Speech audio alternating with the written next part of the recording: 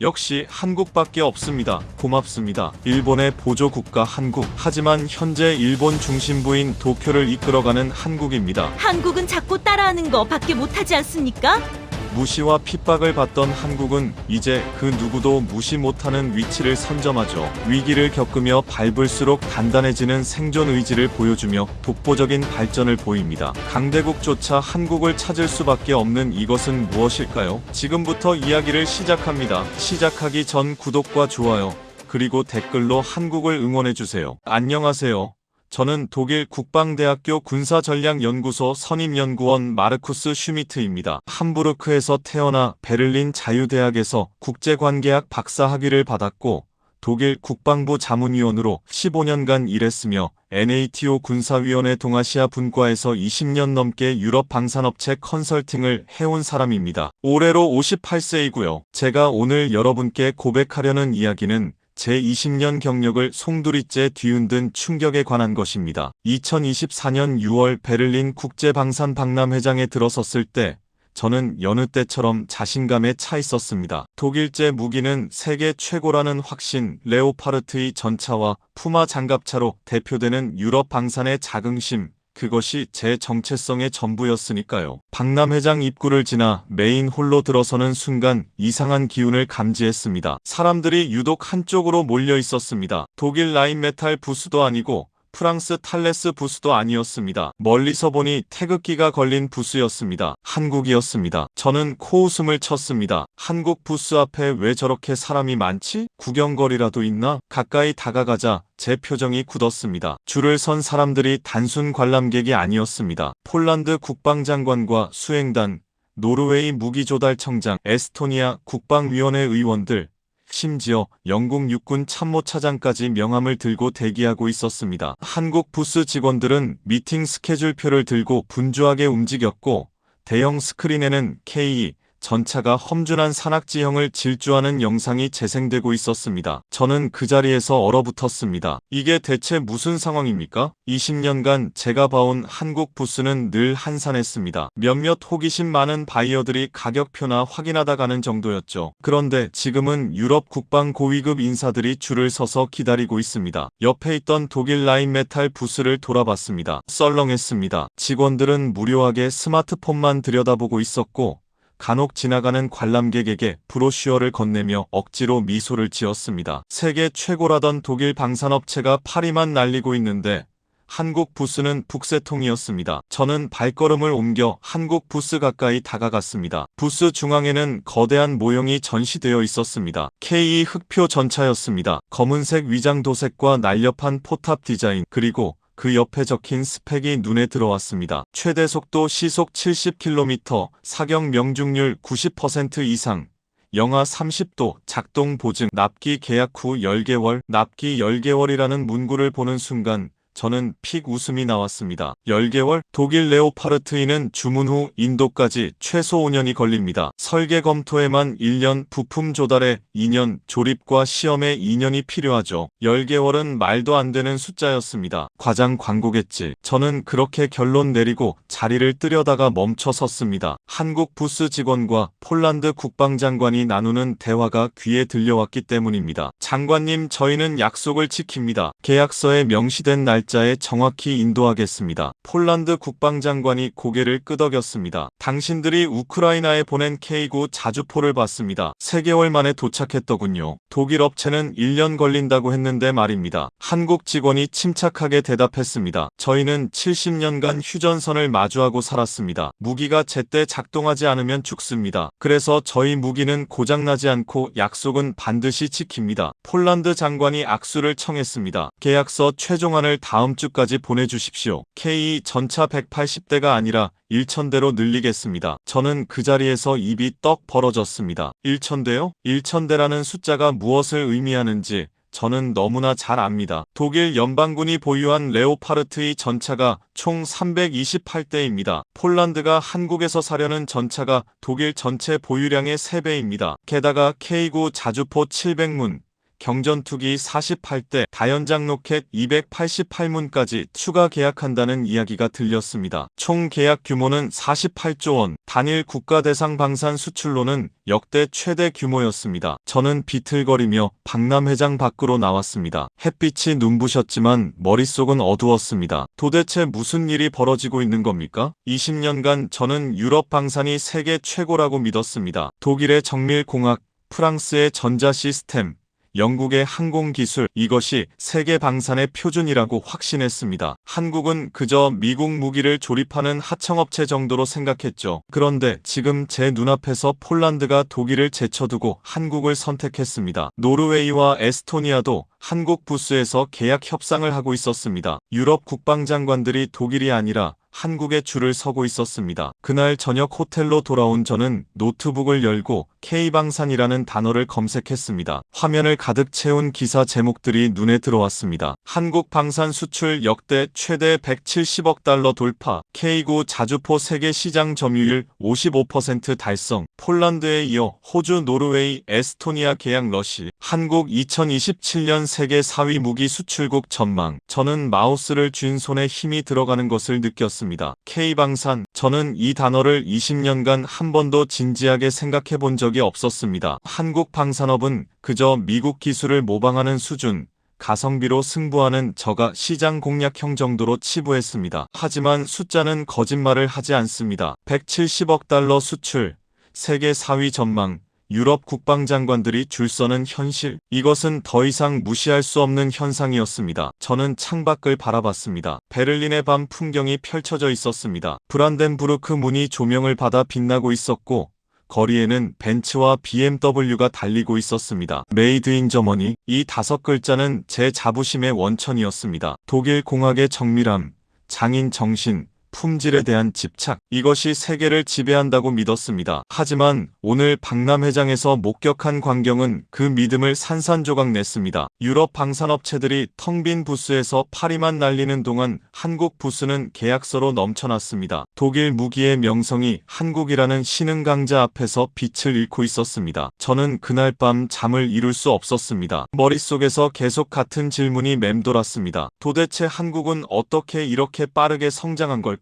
20년 전만 해도 미국 무기 조립하던 나라가 어떻게 유럽을 제치고 세계 4위 무기 수출국이 됐을까? 그리고 더 중요한 질문. 나는 지난 20년간 도대체 무엇을 보지 못했던 걸까? 베를린 호텔에서 잠 못 이루던 그날 밤 저는 문득 20년 전 기억을 떠올렸습니다. 2004년 여름이었습니다. 당시 저는 독일 국방부 자문위원으로 막 임명된 신출내기였고 나이는 38세였습니다. 독일 방산업체 크라우스 마파이의 해외 시장 조사팀과 함께 아시아 순방길에 올랐죠. 도쿄를 거쳐 서울에 도착한 것은 7월 중순이었습니다. 당시 한국 방산업체와의 미팅 목적은 단순했습니다. 한국군이 사용할 독일제 장갑차 부품을 한국 업체에서 하청 생산할 수 있는지 알아보는 것이었습니다. 우리는 한국을 기술 파트너가 아니라 값싼 조립 공장 정도로 생각했습니다. 서울 외곽의 한 방산업체 공장에 도착했을 때 첫인상은 실망스러웠습니다. 낡은 철제 건물, 녹슨 철판이 쌓인 야적장, 기름때 묻은 작업복을 입은 노동자들. 독일 라인메탈의 최첨단 공장과는 비교할 수 없는 수준이었습니다. 공장 안으로 들어가자 용접 불꽃이 사방에서 튀었고 쇠 갈리는 소음이 귀를 찔렀습니다. 한국 측 안내 담당자가 자랑스럽게 설명했습니다. 저희가 최근에 개발한 장갑차 시제품입니다. 독자 기술로 만들었습니다. 저는 그 장갑차를 빙 둘러봤습니다. 용접 자국이 거칠었고 장갑판 이음새가 고르지 않았습니다. 도색도 얼룩덜룩했죠. 옆에 있던 독일 엔지니어가 제 귀에 속삭였습니다. 마르쿠스, 저 용접 좀 봐. 우리 같으면 불량 판정 나올 수준이야. 저는 고개를 끄덕였습니다. 한국 담당자에게 정중하게 물었습니다. 장갑 강판은 어디서 조달하십니까? 담당자가 대답했습니다. 일부는 수입하고 일부는 국내 제철소에서 생산합니다. 하지만 아직 독일 티센크루프 강판만큼은 못 만듭니다. 저는 고개를 끄덕이며 수첩에 메모했습니다. 핵심 소재 자체 생산 불가, 독일 의존도 높음, 기술 격차 최소 20년, 공장을 나와 일행들과 저녁 식사를 했습니다. 독일 동료들은 맥주를 마시며 한국 방산을 평가했습니다. 솔직히 기대 이하네. 조립 공장으로도 쓰기 어려운 수준이야. 품질 관리가 엉망이더라. 용접 하나 제대로 못하면서 독자 기술 운운하더니 웃기지 않나? 한 동료가 말했습니다. 한국은 앞으로도 계속 미국 무기 조립이나 하겠지. 독자 개발은 100년 지나도 힘들 거야. 저는 그 말에 동의했습니다. 실제로 당시 한국 방산 수출액은 연간 5억 달러에 불과했습니다. 독일 방산 수출액 50억 달러의 10분의 1 수준이었죠. 한국군이 사용하는 무기 대부분이 미국제였고 K계열 무기라는 것도 기술적으로는 미국 설계를 베이스로 한 것들이었습니다. 저는 호텔로 돌아와 보고서를 작성했습니다. 한국 방산업체 평가 결론, 기술 수준 낮음, 독자 개발 능력 미흡, 향후 10년간 독일 위험 요소 아님, 협력 대상으로서 가치 제한적. 그 보고서를 국방부에 제출하고 저는 한국을 완전히 잊었습니다. 도쿄 방문은 전혀 달랐습니다. 서울에서 출발해 도쿄에 도착한 저는 일본 방위성 관계자들과 미팅을 가졌습니다. 일본 미쓰비시중공업 공장을 견학했을 때 감탄이 절로 나왔습니다. 깨끗한 작업장, 로봇팔이 정밀하게 움직이는 자동화 라인, 먼지 하나 없는 조립 공정. 일본 측 안내자가 설명했습니다. 저희는 독일 기술을 매우 존경합니다. 일본과 독일은 정밀공학의 쌍두마차죠. 저는 기분이 좋았습니다. 일본은 우리와 같은 수준이구나. 함께 세계 시장을 나눠 가질 파트너구나. 저녁 식사 자리에서 일본 방위성 국장이 물었습니다. 슈미트 박사님은 서울에도 다녀오셨죠? 한국 방산은 어떻던가요? 저는 솔직하게 대답했습니다. 글쎄요, 아직 갈 길이 멉니다. 기술 수준이 우리나 일본과는 비교가 안 되더군요. 일본 국장이 고개를 끄덕이며 웃었습니다. 한국은 늘 그렇습니다. 빨리빨리 문화라고 해서 속도만 중시하지 품질은 형편없죠. 우리 일본이나 독일처럼 장인 정신이 없어요. 다른 참석자들도 웃으며 동의했습니다. 한국제 무기요? 싸긴 하지만 믿을 수 없죠. 전쟁터에서 고장나면 끝 아닙니까? 저는 그들의 말에 완전히 동의했습니다. 맥주잔을 들어 건배했습니다. 독일과 일본의 우정을 위하여, 그리고 품질을 최우선으로 하는 우리의 철학을 위하여. 일본 관계자들이 박수를 쳤습니다. 20년 전 그날 밤 저는 확신했습니다. 세계 방산 시장은 앞으로도 독일, 프랑스, 영국, 미국, 일본이 나눠 가질 것이다. 한국 같은 신흥국은 영원히 하청업체로 남을 것이다. 품질과 기술은 하루아침에 따라잡을 수 없으니까. 하지만 지금 2024년 베를린 호텔 침대에 누워 그때를 떠올리니 제 오만함이 부끄러웠습니다. 20년 전 한국 공장에서 거친 용접 자국을 보며 비웃던 제가 떠올랐습니다. 일본 국장과 함께 한국을 무시하며 맥주잔을 부딪히던 그 순간이 떠올랐습니다. 저는 한국을 완전히 잘못 봤습니다. 아니, 보려고 하지 않았습니다. 용접이 거칠어도 밤낮 없이 일하던 한국 노동자들의 눈빛, 독자 기술이라는 단어를 말할 때 담당자의 떨리는 목소리, 그 안에 담긴 절박함과 오기를 저는 무시했습니다. 독일의 완벽한 공정과 일본의 깨끗한 작업장만 보고 한국의 가능성을 깔아뭉갰습니다. 20년이 지난 지금 그 거친 용접 자국은 세계 최고 수준의 정밀 기술이 됐습니다. 독자 기술 운운하던 그들은 연간 170억 달러를 수출하는 방산 강국이 됐습니다. 반면 독일은 어떻습니까? 여전히 장인 정신을 외치며 5년씩 걸려 무기를 만들고 있습니다. 일본은 어떻습니까? 미쓰비시중공업의 깨끗한 공장은 이제 주문이 끊겨 가동률이 떨어지고 있습니다. 저는 베개에 얼굴을 묻었습니다. 20년간 쌓아온 제 확신이 무너지는 소리가 귓가에 맴돌았습니다. 한국이라는 나라를 저는 단 1%도 이해하지 못하고 있었습니다. 베를린에서 돌아온 지 일주일 후 저는 브뤼셀로 향했습니다. 2024년 7월 초 NATO 본부에서 긴급 국방장관 회의가 소집됐기 때문입니다. 회의 주제는 우크라이나 전쟁 2년 반의 교훈이었습니다. 회의실에 들어서자 무거운 분위기가 감돌았습니다. 독일 국방장관, 프랑스 국방장관, 영국 국방장관, 폴란드 국방장관 등 유럽 주요국 대표들이 모여 있었습니다. 회의가 시작되자 NATO 군수 담당 사무차장이 보고서를 펼쳤습니다. 신사숙녀 여러분, 우크라이나 전쟁은 우리에게 뼈아픈 진실을 보여줬습니다. 현대전은 우리 예상과 완전히 달랐습니다. 스크린에 그래프가 떠올랐습니다. 우크라이나 전선 1일 포탄 소모량 약 6만 발, 유럽 전체 월간 포탄 생산 능력 3만 발. 저는 그 숫자를 보고 숨이 막혔습니다. 하루에 6만 발이 소모되는데 유럽이 한 달에 만드는 양이 3만 발입니다. 전쟁 수요의 15%밖에 충족하지 못한다는 뜻이었습니다. 사무차장이 말을 이었습니다. 우리는 21세기 전쟁이 드론과 사이버 공격으로 승분한다고 믿었습니다. 하지만 현실은 달랐습니다. 땅을 지키고 빼앗는 것은 결국 전차와 대포였습니다. 제1차 세계대전식 소모전이 21세기에 다시 벌어진 겁니다. 독일 국방장관이 손을 들었습니다. 우리 레오파르트의 전차를 우크라이나에 보냈습니다. 결과는 어땠습니까? 사무차장이 잠시 머뭇거리더니 대답했습니다. 솔직히 말씀드리겠습니다. 성능은 우수했으나 문제가 있었습니다. 첫째, 우크라이나 진흙탕에서 예상보다 잦은 고장이 발생했습니다. 둘째, 정비 부품 공급이 느렸습니다. 셋째, 극한 환경에서 일부 전자장비가 오작동했습니다. 저는 자리에서 몸을 움츠렸습니다. 독일 무기의 자부심이었던 레오파르트2가 실전에서 한계를 드러낸 겁니다. 프랑스 국방장관이 물었습니다. 그렇다면 우크라이나군이 가장 신뢰하는 무기는 무엇입니까? 사무차장이 스크린을 넘겼습니다. 화면에 K9 자주포 사진이 떠올랐습니다. 한국제 K9 자주포입니다. 폴란드가 우크라이나에 공급했고 전선 지휘관들의 평가가 압도적으로 높습니다. 고장률 낮음, 정비 간편함, 영하 20도에서 영상 40도까지 작동 보장, 그리고 무엇보다 빠른 납품이 결정적이었습니다. 영국 국방장관이 끼어들었습니다. 납품 속도가 그렇게 중요합니까? 품질이 더 중요하지 않습니까? 사무차장이 고개를 저었습니다. 전쟁터에서는 지금 당장 쓸 수 있는 무기가 필요합니다. 2년 후, 3년 후에 도착하는 최고급 무기보다 6개월 안에 도착해서 바로 쓸 수 있는 무기가 전쟁의 승패를 가릅니다. 폴란드 국방장관이 발언권을 요청했습니다. 제가 직접 목격한 사례를 말씀드리겠습니다. 우리는 독일의 레오파르트의 추가 구매를 요청했습니다. 답변은 최소 5년 후 인도 가능이었습니다. 반면 한국의 K2 전차를 주문했을 때 답변은 계약 후 10개월 내 첫 배치 인도였습니다. 회의실이 술렁였습니다. 폴란드 장관이 말을 이었습니다. 러시아가 국경 너머에서 칼을 갈고 있는데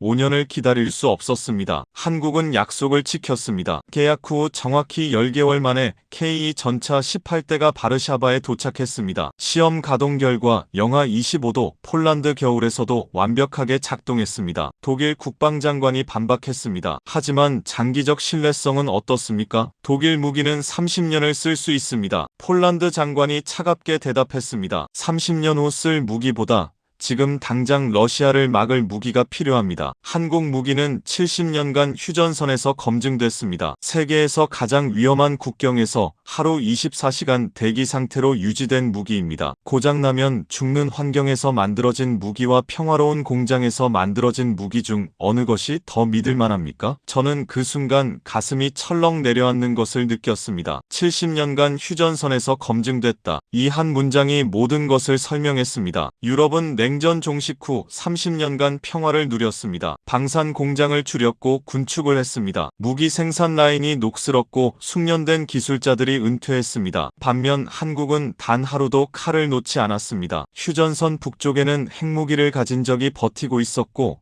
한국은 생존을 위해 매일 무기를 점검하고 개량하고 생산했습니다. 유럽이 평화 배당금을 복지에 쏟아부을 때 한국은 그 돈을 방산 기술에 투자했습니다. 그 결과가 지금 우크라이나 전선에서 증명되고 있었습니다. 회의가 끝난 후 저는 복도에서 노르웨이 국방차관과 마주쳤습니다. 그가 말했습니다. 슈미트 박사, 솔직히 말해서 유럽은 끝났습니다. 우리는 평화에 취해서 칼 가는 법을 잊었어요. 한국은 달랐습니다. 그들은 단 하루도 적을 잊지 않았죠. 저는 반박할 말을 찾지 못했습니다. 브뤼셀에서 베를린으로 돌아오는 기차 안에서 저는 창밖을 바라봤습니다. 평화로운 유럽의 풍경이 펼쳐졌습니다. 초록 들판, 한적한 마을, 여유롭게 산책하는 사람들, 아름다웠지만 동시에 나약해 보였습니다. 우크라이나 전쟁은 유럽에게 잔혹한 진실을 가르쳐줬습니다. 평화는 강한 자만이 지킬 수 있다는 것, 칼을 놓는 순간 다른 누군가의 칼에 찔린다는 것. 유럽은 그 교훈을 30년 만에 배웠습니다. 하지만 한국은 70년 전부터 알고 있었습니다. 그래서 K방산이 지금 유럽을 구하고 있었습니다. 브뤼셀 회의에서 돌아온 저는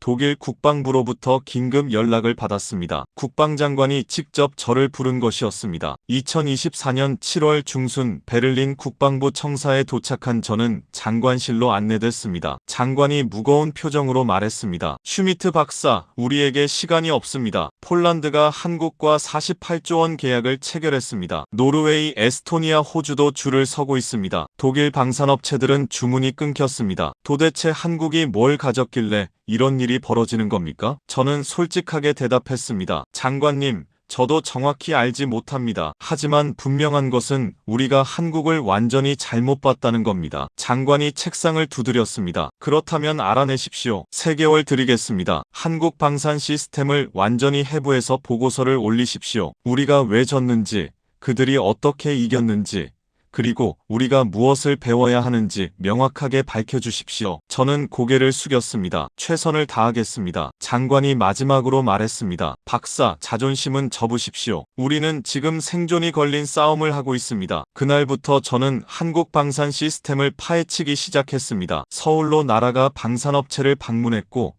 국방연구원 연구원들을 만났습니다. 그리고 가장 결정적인 방문지는 울산이었습니다. 8월 초 울산 현대중공업 조선소에 도착한 저는 입이 벌어졌습니다. 거대한 도크 안에 건조 중인 배들이 줄지어 서 있었습니다. LNG 운반선, 컨테이너선, 그리고 군함, 안내를 맡은 현대중공업 임원이 설명했습니다. 저희는 민간 선박과 군함을 같은 도크에서 만듭니다. 이 거대한 LNG 운반선을 만드는 기술이 잠수함을 만드는 기술과 본질적으로 같기 때문입니다. 저는 고개를 갸웃했습니다. 갔다니요? 어떻게 갔습니까? 임원이 LNG선 앞으로 저를 안내했습니다. LNG는 영하 163도에서 보관됩니다. 이 극저온을 견디는 특수 용접 기술이 필요하죠. 바로 이 기술이 심해 수압을 견디는 잠수함 압력 선체를 만드는 기술과 동일합니다. 저는 그제야 이해하기 시작했습니다. 한국은 평시에 돈을 버는 민간 선박을 만들면서 동시에 전시에 필요한 군함 건조 기술을 연마하고 있었습니다. 임원이 말을 이었습니다. 저희 조선소는 1년에 LNG선 20척을 만듭니다. 세계 시장 점유율 70%입니다. 하지만 필요하다면 이 도크에서 이지스 구축함과 잠수함을 찍어낼 수 있습니다. 실제로 저희는 이지스함 3척을 건조했고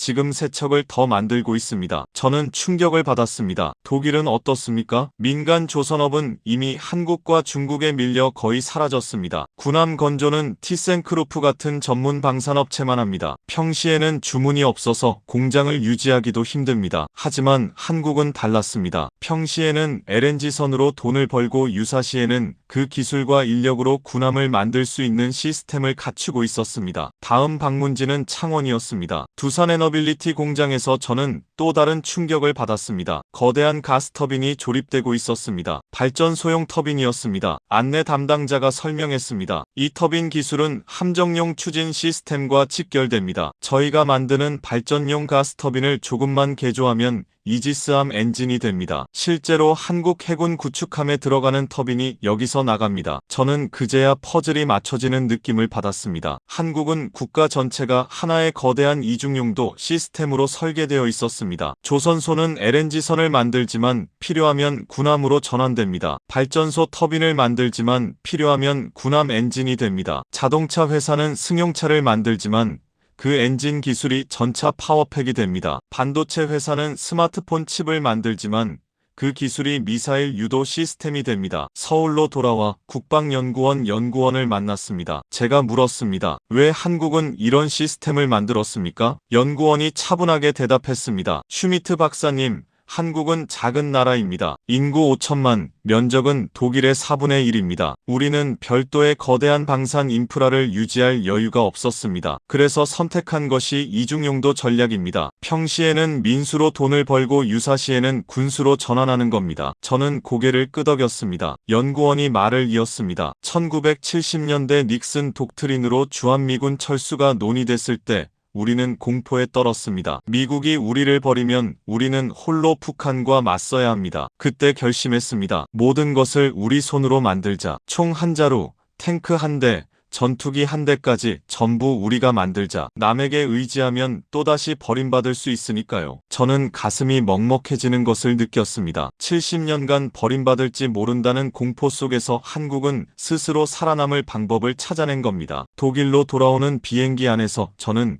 노트북을 열고 보고서 초안을 작성하기 시작했습니다. 제목은 이렇게 정했습니다. 한국 방산의 비밀 수도꼭지만 틀면 쏟아지는 군사력. 보고서 핵심 내용을 정리했습니다. 첫째, 한국은 조선 자동차, 철강, 반도체 등 민간 제조업이 세계 최정상급입니다. 둘째, 이 민간 기술들이 유사시 즉각 군사 기술로 전환 가능한 이중용도 시스템을 갖췄습니다. 셋째, 70년간 휴전선 대치로 실전 검증된 신뢰성을 확보했습니다. 넷째, 빠른 의사결정과 납기 준수 문화로 우크라이나 같은 긴급 상황에 최적화됐습니다. 저는 마지막 문장을 타이핑했습니다. 결론, K방산이 유럽을 이긴 것은 우연이 아닙니다. 70년간 생존을 위해 준비해온 결과입니다. 유럽이 평화에 취해 칼을 녹일 때 한국은 매일 칼을 갈았습니다. 그 차이가 지금 명확하게 드러나고 있습니다. 한국 조사를 마치고 베를린으로 돌아온 지 일주일 후 저는 예상치 못한 전화를 받았습니다. 도쿄에서 걸려온 전화였습니다. 발신자는 사토 켄지라는 일본 방위성 방위정책국 심의관이었습니다. 슈미트 박사님, 오랜만입니다. 20년 전 도쿄에서 뵀던 사토입니다. 기억하십니까? 저는 기억을 더듬었습니다. 2004년 도쿄 방문 때 저녁 식사 자리에서 한국을 비웃으며 맥주를 마셨던 그 일본 관료였습니다. 당시 그는 방위성 사무관이었는데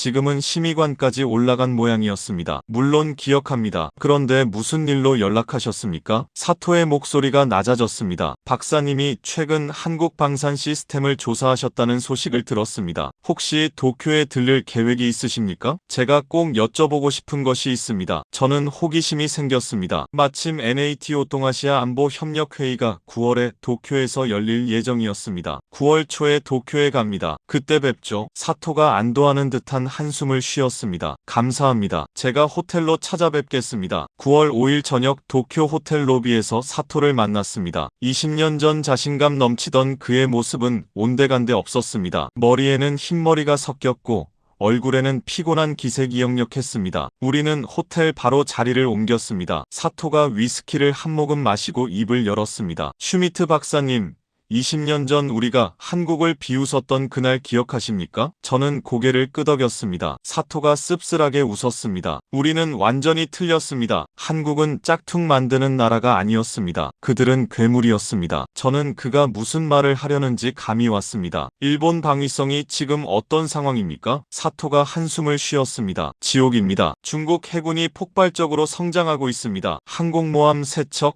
이지스급 구축함 50척 이상, 잠수함 70척 이상을 보유하고 있습니다. 우리 해상자위대는 이지스함 8척으로 감당할 수 없습니다. 저는 숫자를 떠올렸습니다. 한국은 이지스함 9척을 보유하고 있고 3척을 추가 건조 중입니다. 일본보다 많습니다. 사토가 고개를 끄덕였습니다. 그게 문제입니다. 우리는 한국보다 경제 규모가 3배 큰 나라인데 군함은 더 적습니다. 왜 그럴까요? 우리 조선업이 무너졌기 때문입니다. 미쓰비시중공업 나가사키 조선소는 주문이 끊겨 구조조정 중입니다. 군함 건조 능력도 떨어지고 있습니다. 저는 울산 현대중공업을 떠올렸습니다. 거대한 도크에서 LNG선과 군함이 동시에 건조되던 그 광경. 일본은 그 능력을 잃어버린 겁니다. 사토가 말을 이었습니다. 더 심각한 것은 육상자위대입니다. 우리 10식 전차는 세계 최고 성능을 자랑합니다. 하지만 가격이 1대당 100억 엔입니다. 한국 K2 전차는 절반 가격인데 성능은 비슷합니다. 게다가 우리는 연간 12대밖에 못 만듭니다. 한국은 100대를 찍어냅니다. 저는 그 숫자에 놀랐습니다. 연간 12대요? 사토가 고개를 숙였습니다. 미쓰비시중공업 전차 생산 라인이 거의 멈췄습니다. 숙련 기술자들이 은퇴했고 젊은 인력이 들어오지 않습니다. 일본 방산업 자체가 사양산업이 됐습니다. 반면 한국은 폴란드에 1,000대,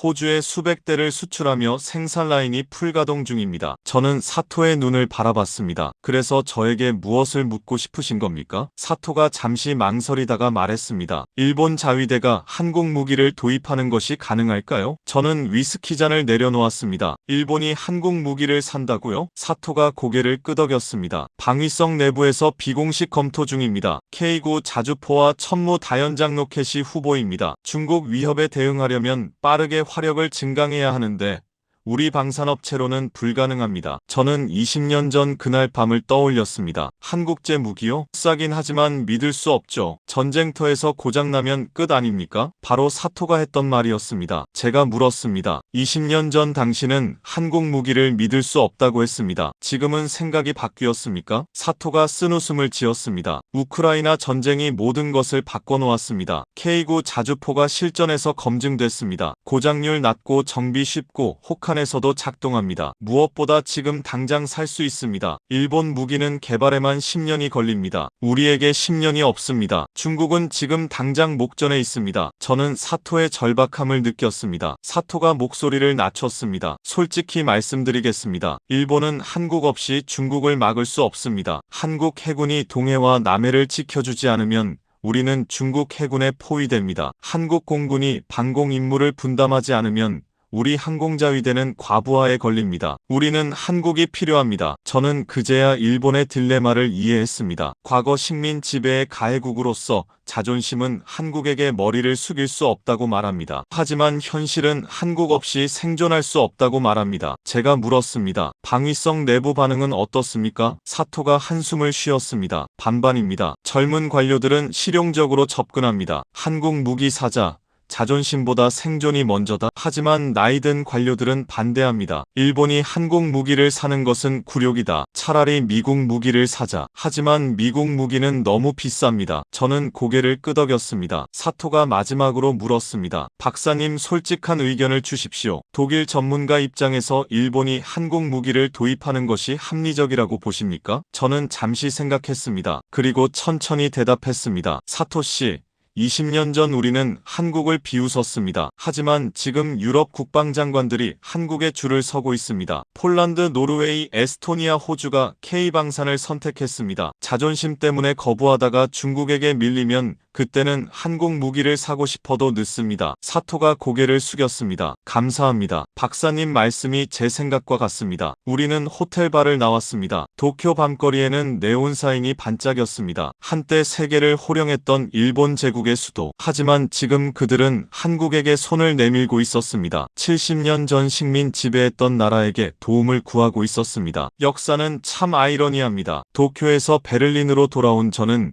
3개월간의 조사 결과를 종합해 보고서를 완성했습니다. 2024년 10월 초 독일 국방부 장관실에서 보고회가 열렸습니다. 참석자는 국방장관, 차관, 그리고 방산정책 담당 국장들이었습니다. 저는 프레젠테이션을 시작했습니다. 장관님, 3개월간 한국 방산 시스템을 조사한 결과를 보고드리겠습니다. 제목은 한국 방산의 비밀 수도꼭지만 틀면 쏟아지는 군사력입니다. 첫 번째 슬라이드를 넘겼습니다. 화면에 울산 현대중공업 조선소 사진이 떠올랐습니다. 여러분, 이곳은 세계 최대 조선소입니다. 연간 LNG선 20척을 건조하며 세계 시장 점유율 70%를 차지합니다. 하지만 이곳의 진짜 의미는 따로 있습니다. 이 조선소는 유사시 즉각 군함 생산 공장으로 전환됩니다. 국방장관이 물었습니다. 전환이라니 구체적으로 무슨 뜻입니까? 저는 다음 슬라이드를 넘겼습니다. LNG선을 만드는 극저온 용접 기술이 잠수함 압력 선체를 만드는 기술과 동일합니다. 평시에는 민간 선박으로 돈을 벌고 유사시에는 같은 도크에서 이지스함과 잠수함을 찍어냅니다. 실제로 한국은 이 시스템으로 이지스함 9척을 보유했고 3척을 추가 건조 중입니다. 독일은 몇 척입니까?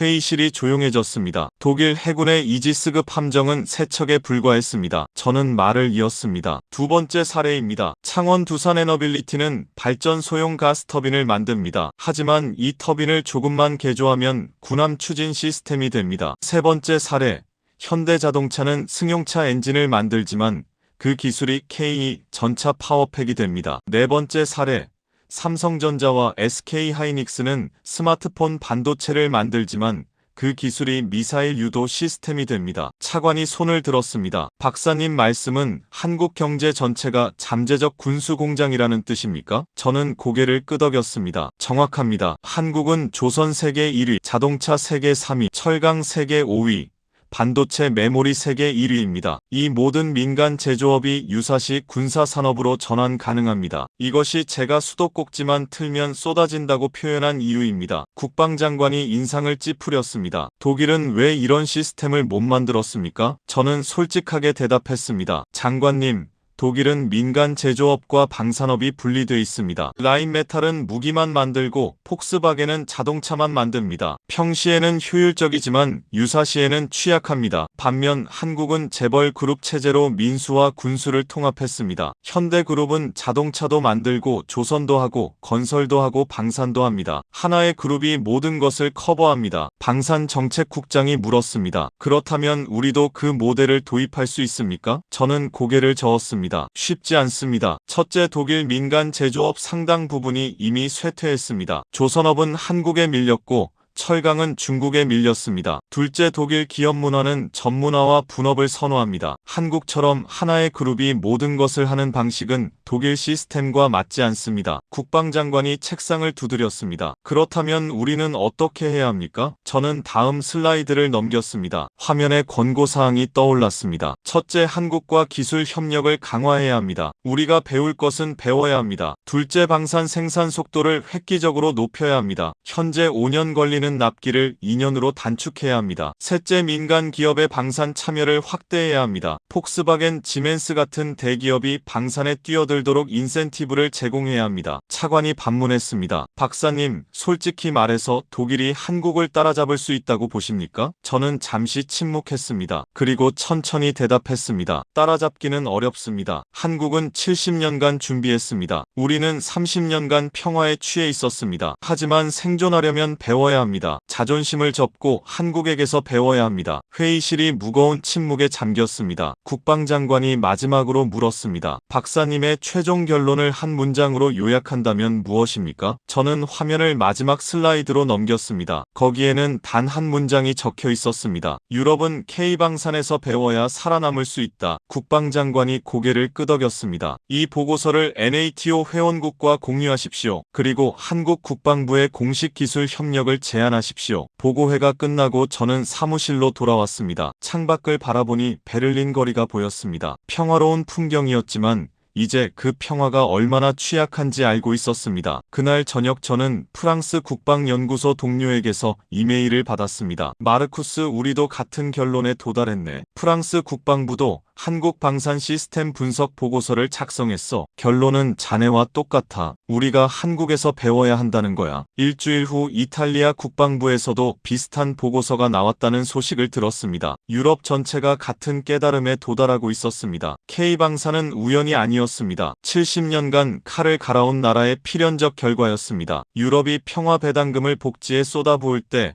한국은 생존을 위해 방산에 투자했습니다. 유럽이 군축을 외칠 때 한국은 묵묵히 전차를 찍어냈습니다. 그 차이가 지금 우크라이나 전쟁으로 명확하게 드러났습니다. 저는 컴퓨터를 끄고 집으로 향했습니다. 20년 전 한국을 비웃던 제 모습이 떠올랐습니다. 지금 생각하면 부끄럽기 짝이 없습니다. 한국은 조용히 준비하고 있었습니다. 우리가 비웃는 동안 그들은 칼을 갈고 있었습니다. 그리고 지금 전 세계가 그 칼을 사려고 줄을 서고 있습니다. 독일 국방부 보고서가 완성된 지 한 달 후 저는 또 한 번 중요한 임무를 맡게 됐습니다. 2024년 11월 중순 NATO 본부에서 유럽 방산 정책 세미나가 열렸고 저는 기조 발표자로 초청됐습니다. 브뤼셀 NATO 본부 대회의실에는 유럽 12개국 국방장관과 방산 정책 담당자들이 모여 있었습니다. 독일, 프랑스, 영국, 이탈리아, 스페인, 폴란드 등 유럽 방산의 주요 국가들이었습니다. 발표 시작 전 저는 긴장했습니다. 제가 발표할 내용은 유럽 방산계에 충격을 줄 것이 분명했습니다. 유럽은 한국에서 배워야 한다는 메시지를 자존심 강한 유럽 엘리트들 앞에서 말해야 했으니까요. 사회자가 저를 소개했습니다. 독일 국방대학교 군사전략연구소 선임연구원 마르쿠스 슈미트 박사님을 소개합니다. 박사님은 3개월간 한국 방산 시스템을 조사하셨고 오늘 그 결과를 발표하십니다. 저는 연단에 올랐습니다. 단상 앞 대형 스크린에 제목이 떠올랐습니다. 유럽 방산의 미래, 한국 모델에서 배우는 생존 전략. 신사숙녀 여러분, 저는 오늘 불편한 진실을 말씀드리려 합니다. 유럽 방산은 위기에 처했습니다. 우크라이나 전쟁은 우리의 한계를 적나라하게 드러냈습니다. 느린 생산 속도, 부족한 물량, 높은 가격.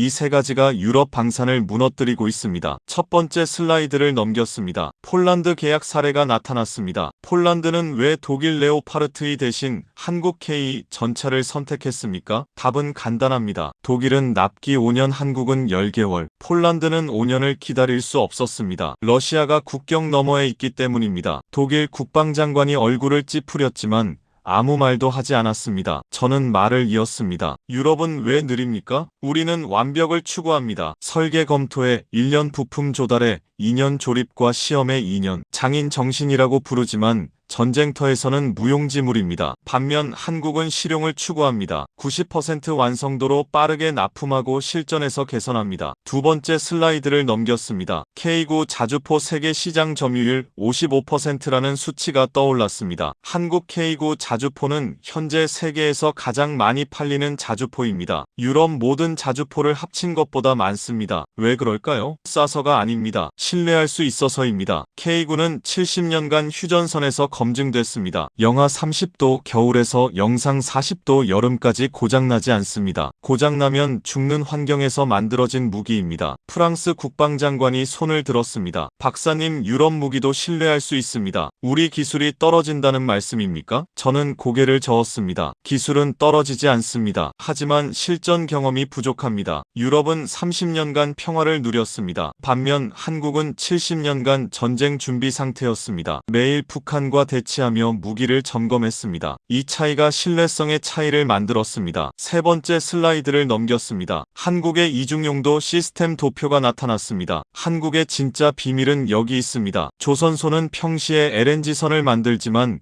유사시에 군함을 만듭니다. 자동차 회사는 승용차 엔진을 만들지만 유사시에 전차 엔진을 만듭니다. 반도체 회사는 스마트폰 칩을 만들지만 유사시에 미사일 유도 시스템을 만듭니다. 국가 전체가 하나의 거대한 군수 공장입니다. 영국 국방장관이 물었습니다. 유럽도 그렇게 할 수 있습니까? 저는 솔직하게 대답했습니다. 어렵습니다. 유럽 조선업은 한국에 밀려 거의 사라졌습니다. 철강업도 쇠퇴했습니다. 자동차 산업도 위기입니다. 민간 제조업 기반이 약해진 상태에서 군수 전환은 불가능합니다. 회의실이 무거운 침묵에 잠겼습니다. 저는 마지막 슬라이드를 넘겼습니다. 화면에 세 가지 권고사항이 떠올랐습니다. 첫째, 한국과 기술 파트너십을 맺으십시오. 자존심을 버리고 배우십시오. 둘째, 방산 생산 속도를 2배 이상 높이십시오. 완벽보다 신속이 중요합니다. 셋째, 민간 기업의 방산 참여를 확대하십시오. 평시에는 돈을 벌고 유사시에는 무기를 만드는 시스템을 구축하십시오. 저는 마지막 문장을 힘주어 말했습니다. 신사숙녀 여러분, 유럽은 선택의 기로에 서 있습니다. 자존심을 지키다가 중국과 러시아에게 밀릴 것입니까? 아니면 한국에서 배워 다시 일어설 것입니까? 저는 20년간 유럽 방산이 최고라고 믿었습니다. 하지만 틀렸습니다. 지금 최고는 한국입니다. 이것을 인정하는 것이 살아남는 첫걸음입니다. 발표가 끝났습니다. 박수가 터져나왔지만 힘없는 박수였습니다. 회의실 분위기는 착잡했습니다. 폴란드 국방장관만 고개를 끄덕이며 박수를 쳤습니다. 그는 이미 한국을 선택한 사람이었으니까요. 발표 후 질의응답 시간에 이탈리아 대표가 물었습니다. 박사님은 한국이 유럽을 추월했다고 보십니까? 저는 주저없이 대답했습니다. 방산 분야에서는 이미 추월했습니다. 속도, 물량, 가격, 신뢰성 모든 면에서 한국이 앞섭니다. 스페인 대표가 물었습니다. 한국의 성공을 한 단어로 요약한다면 무엇입니까? 저는 잠시 생각했습니다. 그리고 대답했습니다. 생존입니다. 한국에게 방산은 취미가 아닙니다. 선택이 아닙니다. 생존입니다. 70년간 북한과 대치하며 살아남기 위해 칼을 갈았습니다. 그 절박함이 지금의 K방산을 만들었습니다. 세미나가 끝난 후 후 저는 복도에서 독일 국방장관을 만났습니다. 장관이 말했습니다. 슈미트 박사 훌륭한 발표였습니다. 하지만 솔직히 독일 의회를 설득하기는 어려울 것 같습니다. 한국에서 배우자는 말을 정치인들이 받아들일까요? 저는 대답했습니다. 장관님 선택의 여지가 없습니다. 배우지 않으면 도태됩니다. 폴란드는 이미 선택했습니다. 다른 나라들도 곧 따라올 겁니다. 독일만 자존심 지키다가 시장을 잃을 겁니다. 그날 저녁 호텔로 돌아온 저는 창밖을 바라봤습니다. 브뤼셀 야경이 반짝였습니다. 20년 전 한국을 비웃던 제가 이제 유럽에게 한국을 배우라고 설득하고 있었습니다. 역사는 참 아이러니합니다. NATO 세미나가 끝나고 한 달이 지났습니다. 2024년 12월 초 저는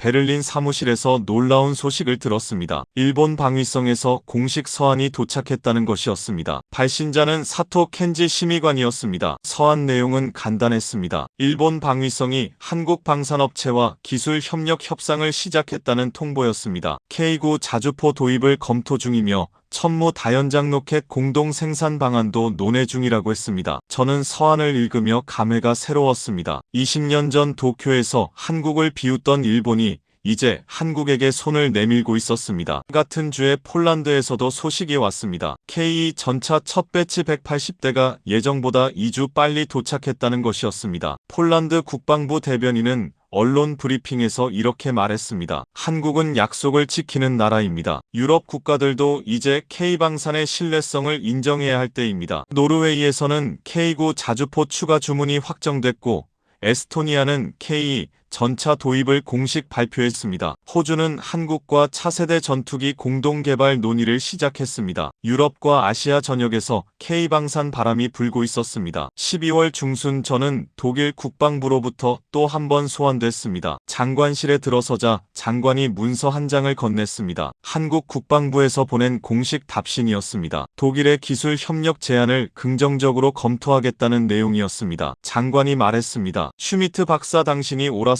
우리는 한국에서 배워야 합니다. 다음 달 제가 직접 서울을 방문할 예정입니다. 동행하시겠습니까? 저는 고개를 숙였습니다. 영광입니다. 2025년 1월 초 저는 독일 국방장관 수행단과 함께 서울로 향했습니다. 인천공항에 내린 저는 20년 만에 다시 한국 땅을 밟았습니다. 2004년 처음 왔을 때와는 모든 것이 달랐습니다. 공항은 최첨단 시설로 탈바꿈했고 거리에는 현대와 기아 자동차가 가득했습니다. 삼성 LG 로고가 곳곳에서 빛났습니다. 서울 국방부 청사에서 회담이 열렸습니다. 한국 국방부 장관이 독일 장관을 맞이했습니다. 두 장관이 악수를 나눴고 사진 기자들의 플래시가 터졌습니다. 회담장에서 독일 장관이 말했습니다. 한국의 방산 기술은 세계가 인정하고 있습니다. 독일은 한국과 진정한 파트너십을 원합니다. 자존심을 내려놓고 배울 것은 배우겠습니다. 한국 장관이 정중하게 대답했습니다. 독일은 우리의 오랜 기술 선생님이었습니다. 이제 우리가 함께 미래를 만들어가길 바랍니다. 회담 후 저는 한국 국방연구원 연구원과 따로 만났습니다. 20년 전 그 낡은 공장을 안내했던 담당자는 아니었지만